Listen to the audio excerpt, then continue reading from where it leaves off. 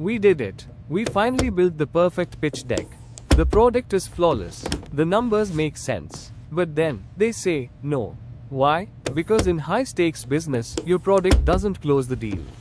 You do. And you might be self-sabotaging without even opening your mouth.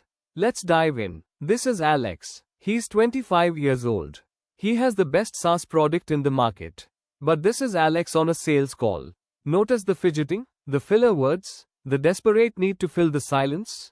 By the time entrepreneurs hit 30, it's estimated that 66% of them will lose a life-changing deal not because of their product, but because of their communication.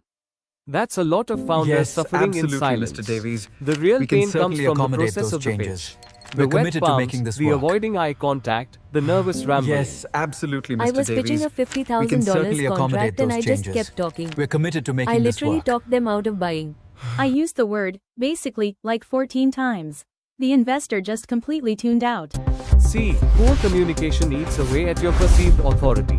You start to wear a metaphorical hat, avoiding the spotlight, flinching when clients ask tough pricing questions.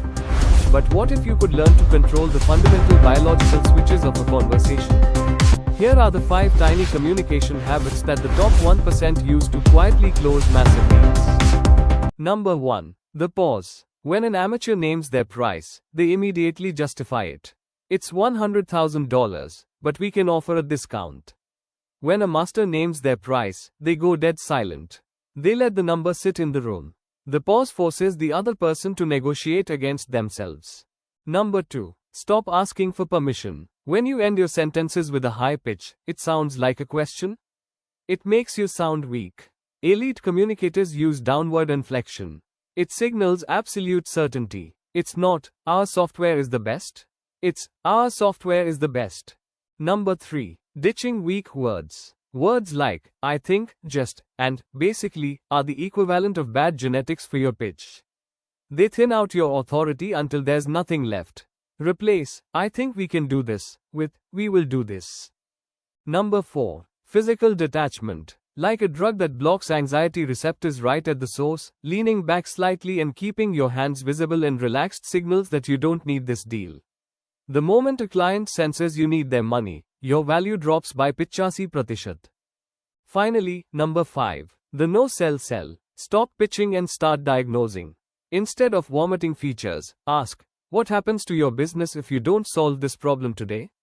You wake up their dormant pain points. You make them tell you why they need you. Alex tried everything. He read the books, he lowered his prices, he drank the extra coffee. But it wasn't until he embraced the silent authority that things changed.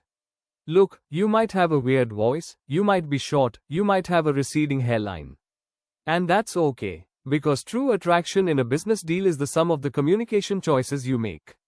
Stop worrying about the things you can't control and master the words you can.